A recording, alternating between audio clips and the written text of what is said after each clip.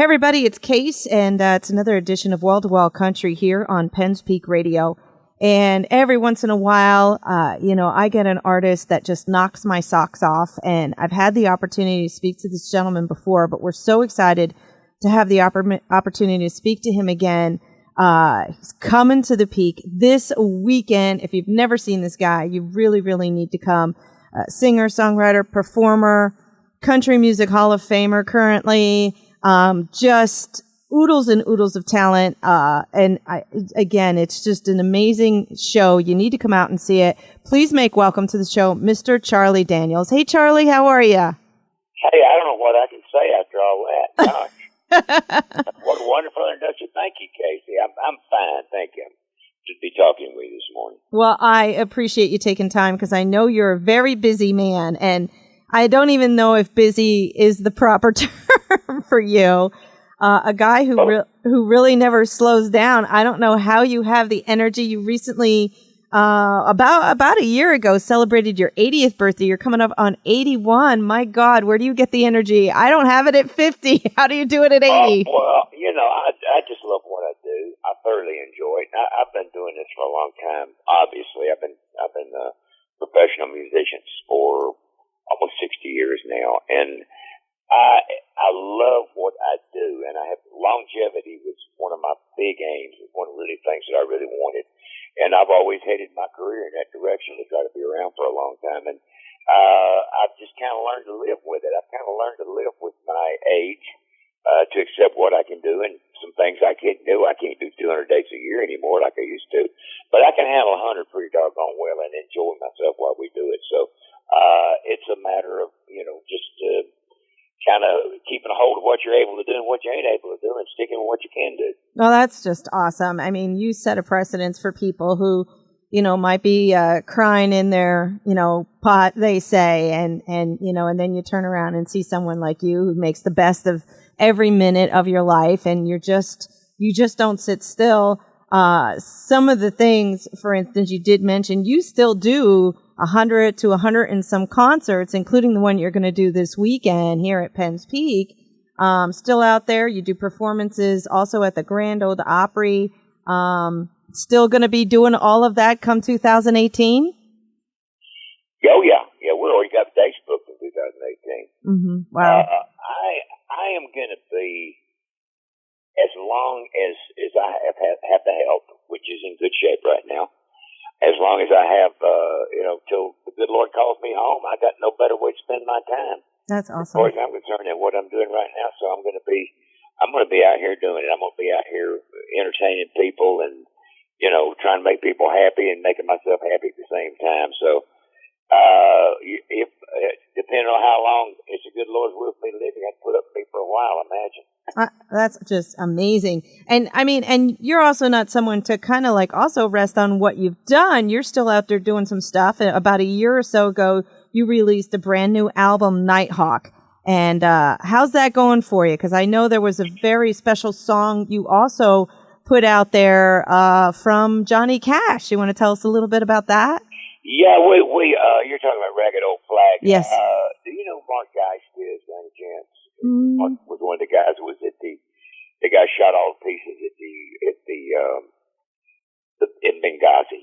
Okay. 13 hours, guys. He's very much of a patriot, as you might imagine. He said, this song needs to be done again. It would mean as much now as it did when Johnny did it back in the 70s. So I thought that was a good idea, so we did it. In fact, he even appeared on it with me. He did the young man's part, and I did obviously the old man's part. We were certainly not trying to replace Johnny Cash's version by any means, because nobody could ever do that. Sure. But it was just an idea whose time had come, and we tried to get it out for 4th of July. In fact, we did get it out for 4th of July this year. I think this country it needs a good dose of patriotism. I think we are patriotic. I think once in a while, as you've seen with the situations that's going on down in Texas, the way everybody has chimed in and helped out, I think we are a patriotic, united country. Mm-hmm. I just think it takes a little something to take the interest, to take all the attention off of the bad things that are happening and put it on the good things that are happening. Yeah. I think America is still a great, great nation. There's no two ways about it. And I just think that the more patriotism we have, the more shows of patriotism, the more things we have to get in behind that are patriotic, the better off we are. But I think what went on in Texas during the floods and the aftermath of the floods, that sort of thing is what America is. America's not about street fighters and people breaking out store windows and destroying cars and that sort of a thing. America's about helping each other. Right, and right. I think we saw a prime example of that this past little while. And, that's America. Well, let's not forget it. So we try to help you remember it. Right. And I think that's maybe just sometimes what it takes is somebody to kind of like knock you up the head a little bit, sort of, and remind you, this song was around 4 decades ago when it was needed, and you've rebirthed it and brought it back and put your own sound to it and stuff. And it's one of those things that people just really need to stop and go, hey, you know what? This is a good country. This is a great country. And it's up to us to continue to make it great. It's not about the government. Absolutely. It's about the people. And absolutely. You just put your finger on it right there. It's about the people. And you releasing this song. Now, if people want to hear it or they want to get their hands on it, you actually have it out there that people can get a hold of it. Yeah. If you go to our website, you can find it. We didn't do a great big release on this like we would have done with an album, to try to get it out and all. It was just something we really wanted to do, and so it's definitely about anything of ours that you're looking for. You find it at our website, CharlieDaniels.com. But it's a little dose of patriotism, which I think is always good for the country. Yeah, and just like a little memory, and like you were saying, anytime there's a disaster, whether it is hurricanes or earthquakes or whatever, those things that we can't control, people do come forward. And sometimes we just got to remember that we are here together. And if people are interested in this song as is something that they want to play and kind of remind themselves, you can also find it on a lot of the digital platforms, the iTunes, the Amazons, and all that. Yeah. Also, are you going to put out a hard copy of this, Charlie? Probably not. Okay. We're just going to probably surface it every 4th of July, every Veterans Day, and that sort of thing. It was not just a full-blown record project that we got out and did a lot of promotion behind it all. It was something we wanted out. Now, I am going to the studio in November and begin a new project. Wow. Okay.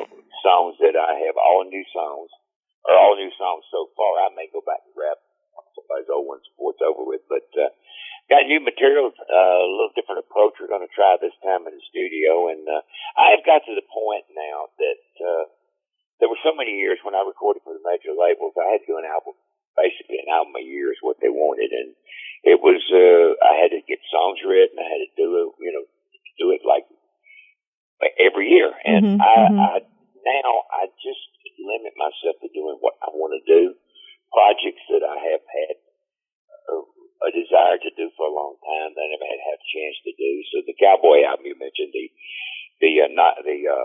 Nighthawk thing was one of those. Of course, the song we were just talking about, stuff like that I really want to do, would really like to.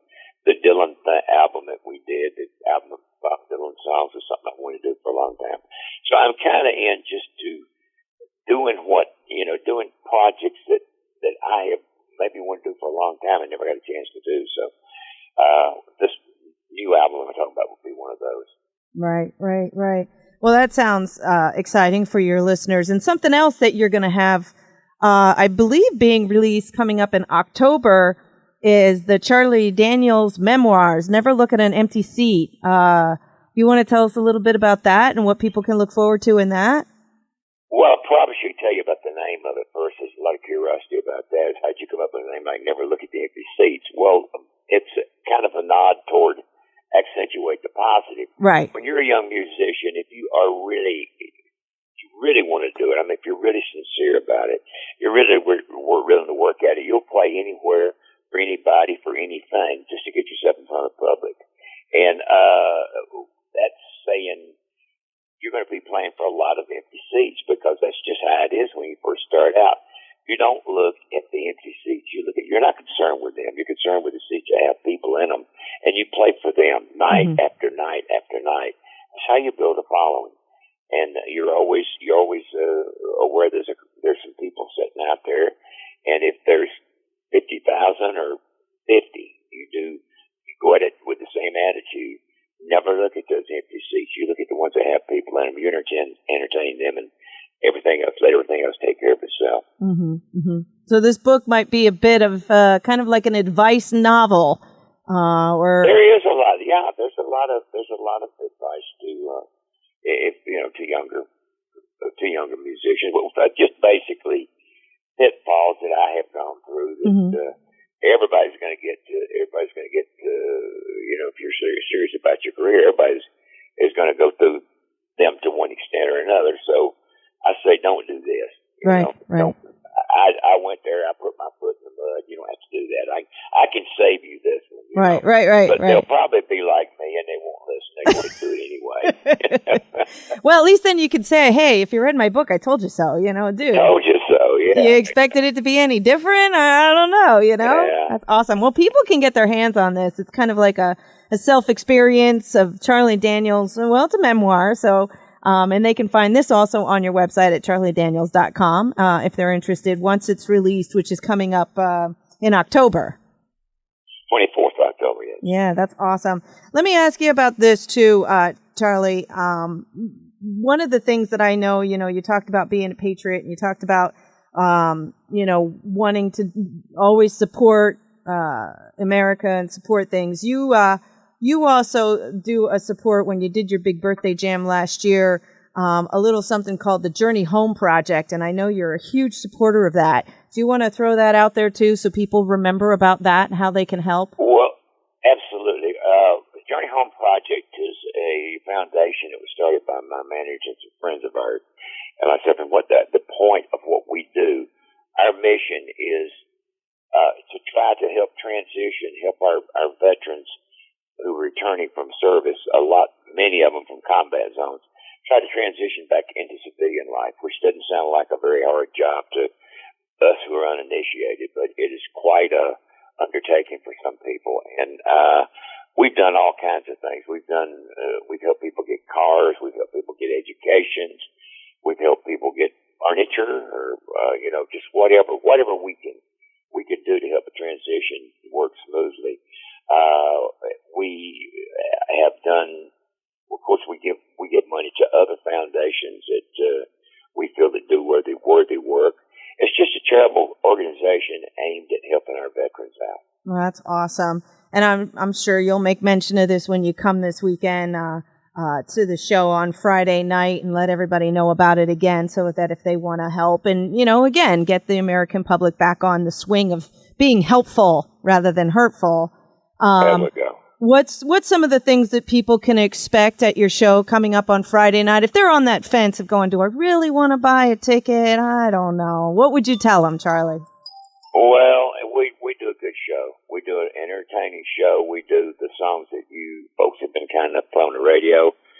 We always do That Went Down in Georgia and Long-Haired Country Boy and Legend of Willie Swamp and those songs. But we got some new songs, some songs you have never heard us play before. That's awesome. Every year we put the show together, we see a lot of people year after year. There are a lot of people that come to shows every year, and we don't want to do the same thing, that they did we did last year every time they see us. So we always do a little bit of a new show. So we've got a new show you haven't seen yet. That's awesome.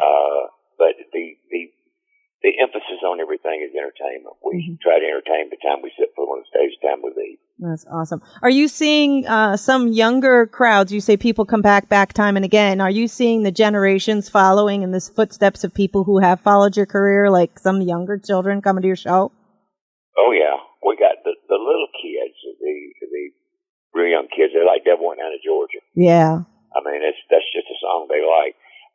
The crux of the main part of our audience are not real young people, but we have people from all, every age. We have teenagers, we have little people, we have grandma and granddad, mom and dad, and everybody. It's anybody can come to see the big show. We also do a family show.